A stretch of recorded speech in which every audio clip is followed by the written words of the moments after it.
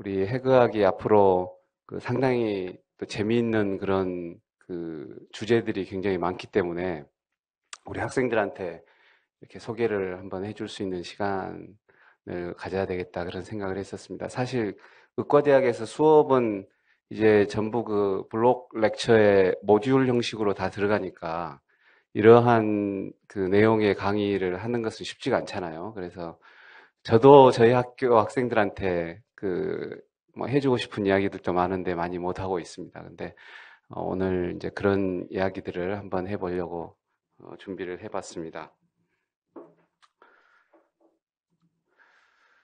제가 올해 1월 달에 CES라고 부르는데요. Consumer Electronics Show, IT 쪽에 이제 가장 큰 국제적인 행사입니다. 뭐 엑스포 같은 그런 이제 행사인데, 여기 보시는 것처럼 이게 이제 메인 홀에서 그 해에 이제 주인공 역할을 하는 그런 기업들이 정해지는데, 올해는 이게 LG전자가 그 기업이었어요. 그래서 이제 메인 홀의 제일 큰 스페이스에 이제 LG전자가 이렇게 전시를 이제 하고 있는 모습이고, 이제 라스베가스에서 있습니다.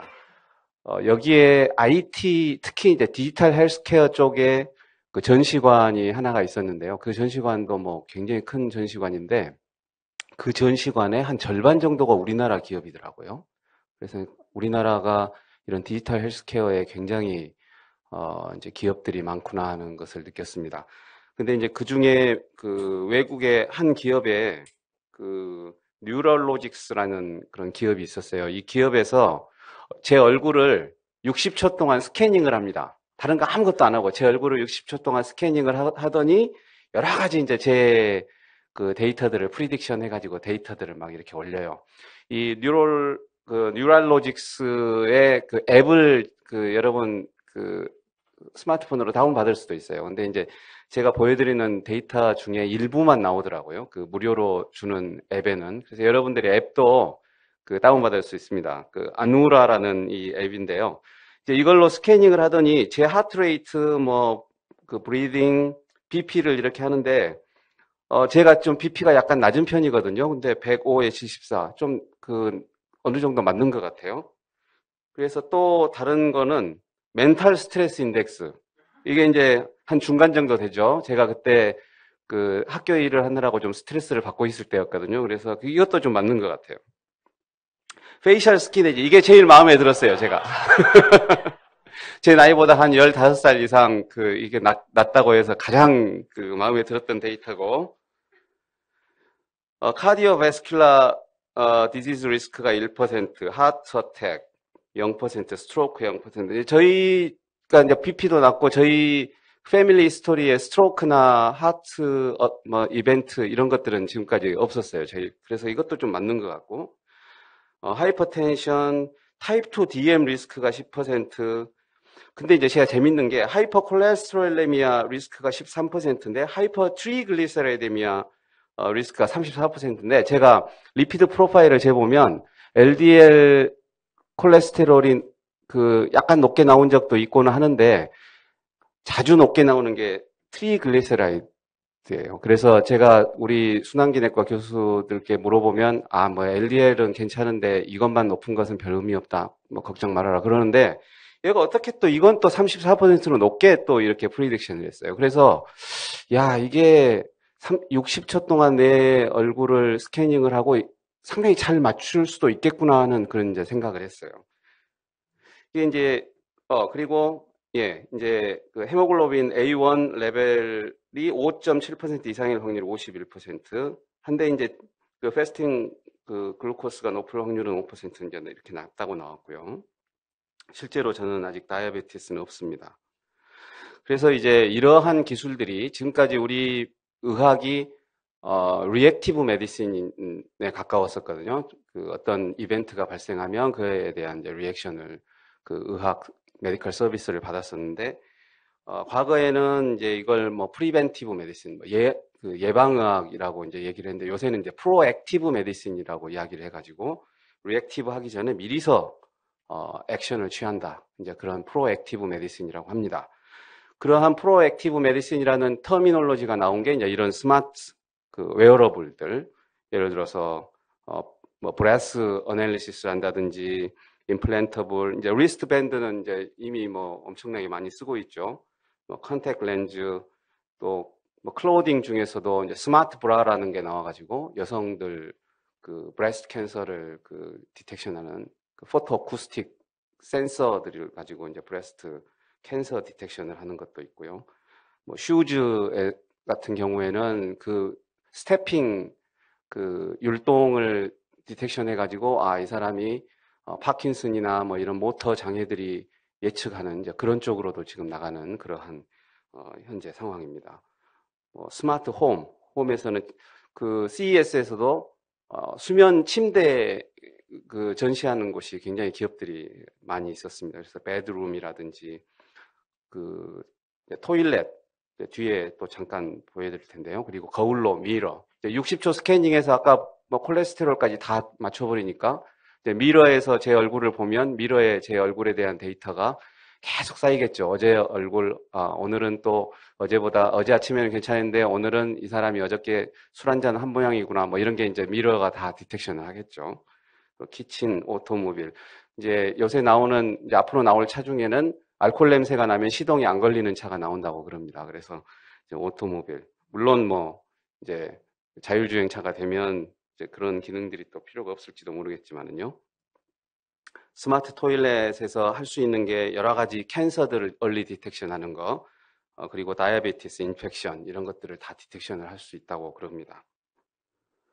그래서 그 이제 앞으로 미래의 그 이제 리스크 어세스먼트, 자기 헬스에 대한 리스크 어세스먼트는 이제 패밀리 히스토리부터 시작을 해가지고 이제 엄마 뱃속에 있을 때부터 이제 그러한 리스크 어세스먼트가 시작이 되는 거죠. 그리고 나서 태어나면 이제 웨어러블, 임플란터블 이런 걸로 해가지고 이제 계속해서 모니터링을 하게 되고 그러한 데이터들이 이제 병원이라든지 클리닉에 이제 계속 쌓이게 돼서 이제 그 자기의 어떤 건강 정보들을 가지고 나중에 이제 여기에서 무슨 시그널이 생기면은 이제 병원에서 바로 환자분들한테 연락을 해서 환자들을 이제 이렇게 치료를 할 수 있는 이러한 이제 그 사이클이 이제 프로액티브 메디신, 뭐 프리시전 헬스라고 이제 그렇게 부릅니다. 이런 것들은 이제 뭐 TV에 보면 TV 프로에서도 이런 이야기들이 많이 나오죠.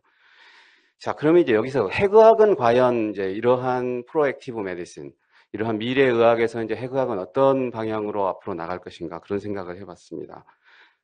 이게 이제 우주 빅뱅 이후의 우주 역사인데요. 핵의학이 역사가 아까 저희 이제 비디오 보셨죠? 우리나라에서는 작년이 60주년이었는데 실질적으로 핵의학이라는 물리학적인 역사는 무려 138억 년에 다다릅니다. 여러분 그 빅뱅 시어리에 의하면 이제 빅뱅이 시작된 게 138억 년 전이죠. 빅뱅이 시작되고 대폭발이 일어나고 10의 마이너스 32초, 뭐 눈 깜빡할 사이도 아니죠. 10의 마이너스 32승초 후에 입자와 반입자 간에 서로 충돌이 일어나면서 섬광현상이 발생을 합니다. 이게 이제 태초의 빛이라고 그러죠. 이제 원광이라고 부릅니다. 독일말로 울리히 그래가지고 무슨 노래도 있잖아요. 말러가 작곡한 올리히라는 노래도 있고 그러는데 그 태초의 빛이 바로 이 섬광현상이고 그 섬광현상이 결국 핵의학의 사이언티픽 베이스입니다. 그래서 핵의학은 우주 폭발과 함께 탄생한 학문이다. 그렇게 여러분들 생각하시면 됩니다. 이 핵의학은 여기 나온 것처럼 트레이서 프린시플, 뭔가를 쫓아가는, 추적하는 그러한 원리에 의해서 이런 섬광 현상을 이용을 해서 질병을 추적하고 질병을 치료하는 그러한 학문이 핵의학이라는 그런 학문입니다.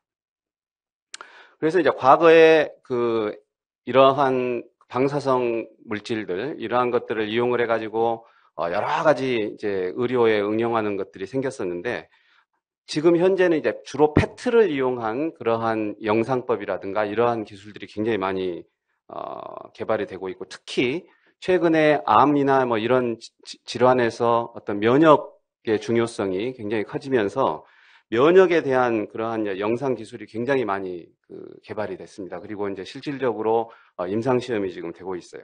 과거에는 해그학을 임상 시험하는 그 스루풋이 그렇게 하이 스루풋은 아니었어요. 근데 최근 몇 년 전부터 이제 해그학 기술이 산업화되는, 기술 사업화되는 그러한 플로우가 굉장히 빨라졌습니다. 그래서 지금 뭐 CD8 T셀을 이미징을 하는 거라든지, CAR T셀을 이미징을 하는 거라든지, 뭐 CD4 T셀이나 뭐 여러 가지 그 이뮤니티를 이미징하는 그러한 이제 기술들이 개발이 되고 있고, 또 이제 노화를 이미징을 하는 것도 클리니컬 트라이얼을 하고 있어요. 이 노화가 여러 가지 질병 프로세스, 패소제네시스에서 이제 중요한 위치를 차지하고 있습니다. 특히 뭐 캔서라든지 이런 것에서 노화를 한 세포들, 그 노화한 세포들을 찾아내 가지고 그 세포들을 없애는 것이 또 이제 캔서 트리트먼트에서 굉장히 중요한 영역이어 가지고 이건 이제 베타 갈락토시데이스라는 이제 효소를 이미징을 할 수 있는 건데 이러한 것들이 지금 이제 클리니컬 트라이얼을 지금 하고 있어요. 그 노화 세포를 찾아내는 데 있어서 이제 이러한 어떤 셀룰라 스트레스, 메타볼릭 이미징, 또 튜머 마이크로 인바이러먼트를 이미징을 하는 것들, 이러한 여러 가지 이제 펫트레이서들이 개발이 되고 아마 몇 년 후면은 또 새로운 펫트레이서들이 이제 임상 현장에 등장을 할 것이라고 그렇게 생각을 합니다. 그리고 또 하나는 이제 우리 몸을, 이 해그학의 특징은 홀바디 스캔입니다. 해그학은 일반적으로 아주 몇 개의 예외적인 것을 빼고는 거의 대부분 홀바디 베이스입니다. 그래서 홀리스틱한 그런 인포메이션을 바디를 얻을 수가 있는데 지금까지는 이런 홀바디도 다 잘라서 이미징을 해가지고 붙였었거든요. 그래서 예를 들어 한 프레임당 2분씩 이렇게 이제 찍는다면 이제 한 360메가베큐렐을 주고 20분 동안 이제 이렇게 사진을 찍는데 최근에 토탈바디 펫이라는 그러한 장비가 이제 도입이 됐는데요.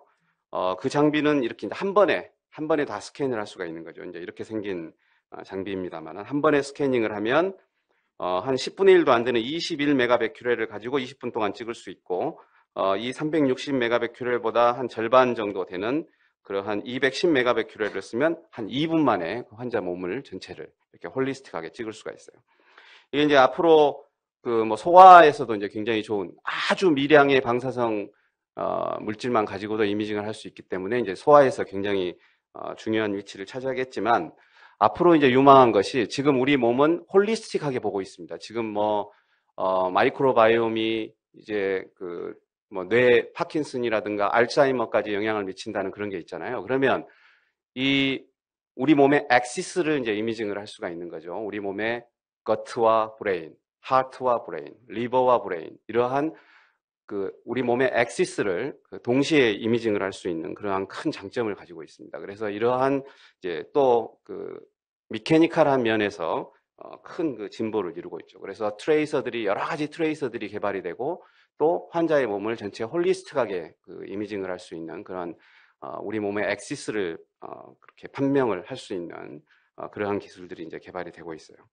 또한 이제 치료 쪽에 해그학의 과거에는 진단과 치료의 어떤 비중이 5대5, 6대4 정도 됐다면 지금은 이제 진단이 훨씬 비중이 커졌죠. 치료보다. 다시 이제 또 치료의 비중이 커지고 있습니다. 플루빅토라는 이런 약이 개발이 돼가지고 프로스테이트 캔서에 PSMA를 이제 타겟팅을 해서 치료를 하는 그런 플루빅토. 이제 또 뉴로엔도크라인 튜머에 이제 소마토스타틴 리셉터를 타겟팅을 해가지고 또 치료를 하는 루타테라, 이제 이러한 것들이 개발이 됐고 또 이제 후속으로 다른 제약회사들에서도 또 이제 유사한 제품들이 또 많이 등장을 하게 될 것 같습니다. 이렇게 되면 치료 쪽에 또 비중이 조금 더 커질 것 같습니다. 그래서 여러분 오늘 실습하시면서도 이제 보셨을지 모르겠지만 이 세라노스틱 어프로치라는 게 이제 이제 대두되는 개념인데요. 진단과 치료를 컴바이닝 시키는 겁니다. 이 원리 자체가. 그런데 어떤 특정한 하나의 몰레큘을 가지고 컴바이닝을 시키는 겁니다. 그래서 PSMA를 가지고 프로스테이트 캔서를 치료를 했으면 그것을 또 갤륨이라는 방사성 동위원소로 이제 더 정밀하게 이미징을 하는, 이미징과 치료가 서로 이제 결합되는 그러한 어프로치가 되겠습니다. 이것은 프로스테이트 캔서와 뉴로엔도크라인 튜머에서 이제 이러한 것들이 지금 임상에서 이제 시행이 되는 거죠. 그래서 해그학에서 최초로 이렇게 세라노스틱 어프로치를 이제 임상에서 실현을 하고 있는 거죠. 그래서 이 세라노스틱 어프로치를 쭉 해본 결과, 이제 유럽 같은 경우에는 뭐 거의 10년, 20년씩 이러한 세라노스틱 어프로치를 해왔었는데요. 이거 해본 결과 펫을 가지고 어떤 환자들의 몰레큘러 레벨에서의 세라피틱 어프로치를 가이딩을 해줄 수가 있겠다. 그래서 환자의 그 어떤 결과, 치료 결과, 아웃컴을 훨씬 개선을 해줄 수가 있겠다는 그런 확신을 얻었습니다. 그래서 이제 새로운 트레이서들이 계속 개발이 되고 또 새로운 그 영상 장비, 멀티 디멘셔널하게 PET-CT나 PET-MRI를 이용해 가지고 여러 가지 인포메이션들이 이제 얻어질 경우에 굉장히 크고 large and complex 데이터셋이 저희들한테 얻어질 거고, 그것이 클리니컬 데이터, 인비트로 데이터, 여러 가지 데이터들하고 이제 뒤섞이게 될 거예요. 그렇게 되면 이걸 어떻게 해서 그 세라피틱 아웃컴까지 연결을 시킬 것인가, 트랜슬레이션을 시킬 것인가가 이제 앞으로 굉장히 중요한 일이 될 거고, 우리는 이미징과 치료 그리고 여러 가지 데이터까지를 통합할 수 있는 그러한 이제 능력을 앞으로 갖춰야 될 것 같습니다.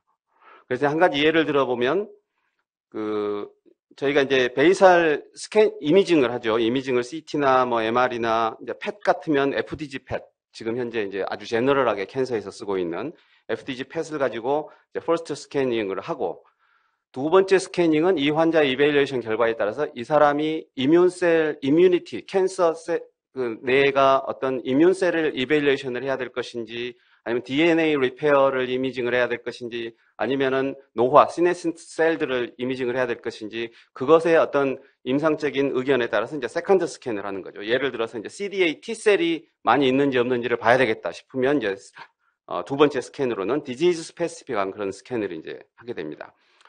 스텝 3로는 이러한 그 데이터들이 실질적으로 홀바디, 토탈바디 스캔을 하면 그 다이나믹 이미징을 한 몇 분 만에 1, 2분 안에 얻을 수가 있거든요. 그럼 이제 엄청난 데이터가 이제 생기는 거죠. 그러한 데이터들을 가지고 이제 매핑을 만들고, 그리고 이것을 이제 머신 러닝 시스템, 병원 내에 앞으로 이제 머신 러닝 시스템들이 다 있을 거거든요. 클리니컬 데이터, 인비트로 데이터들을 전부 학습을 해놓은 그러한 시스템에다가 이제 인테그레이션을 시킵니다.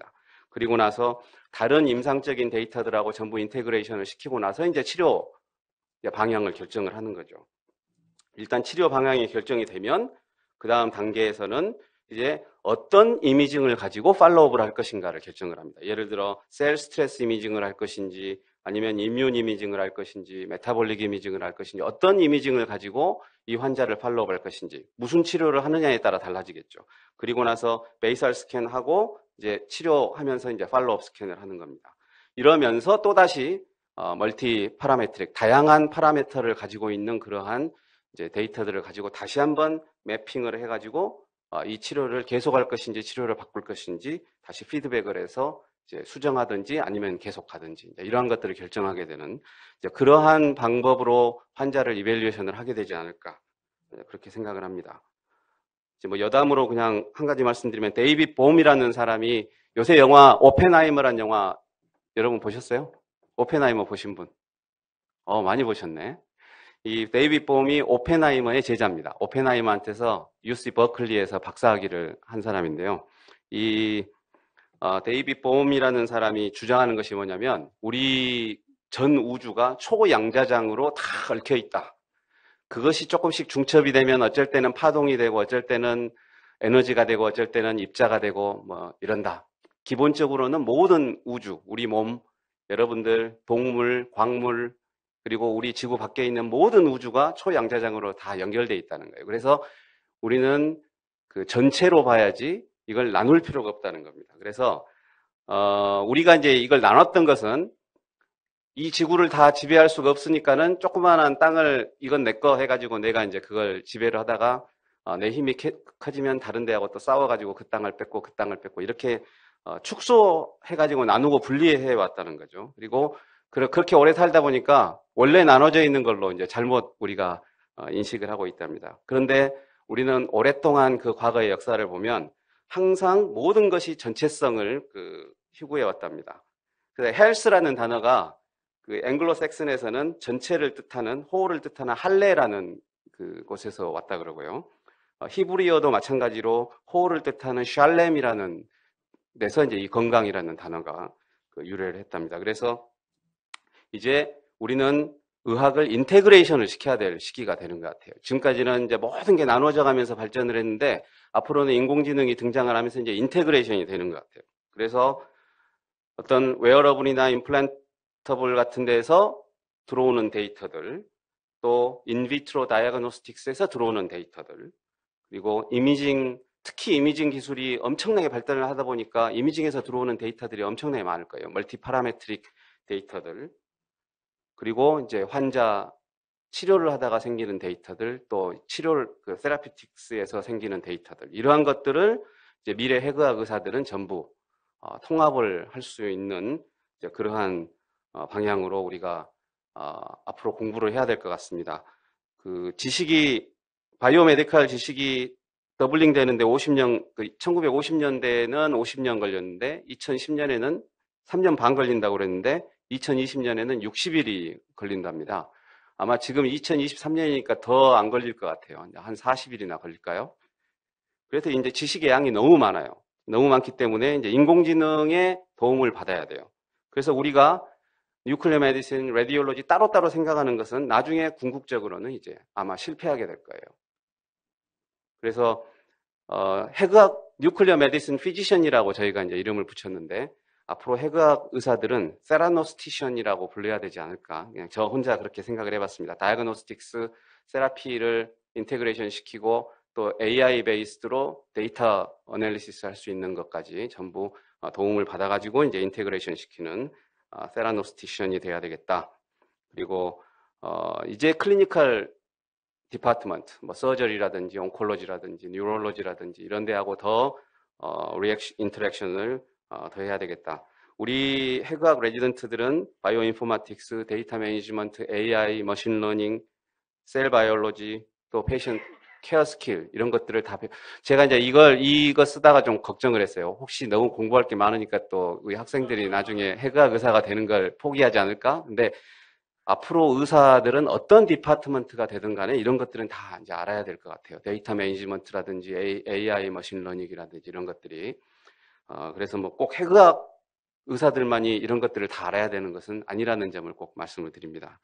그리고 마지막으로 다시 말씀드립니다만은 이제는 지금까지 의사들이 어떤 개별화된 스텝, 자기 개별적인 스텝에서 열심히 환자들을 봐왔는데 이제는 전체적인 것에서 뭐 펫, MRI, 뭐 여기 지금 파란색으로 적어놓은 그 모든 것들을 통합적으로 봐야 된다는 거. 이제 그게 결국은 환자들이 원하는 거는 나의 어떤 개별화된 치료를 원하는 거지 어떤 전체 속에서 그냥 똑같은 치료를 원하는 건 아니거든요. 결국은 환자는 자기한테 개별화된 그런 치료를 원합니다. 그래서 앞으로 우리 해부학이 이러한 어떤 멀티 파라메트릭 가이디드 메디신에 가장 앞장서서 갈 수 있는 가장 유리한 조건을 가지고 있습니다. 왜? 저희는 데이터들을 다 가지고 있고 또 앞으로 우리 영역에서는 또 치료가 계속 성장을 해 나갈 거기 때문에 그런 말씀을 드리면서 오늘 제 이야기를 마치도록 하겠습니다.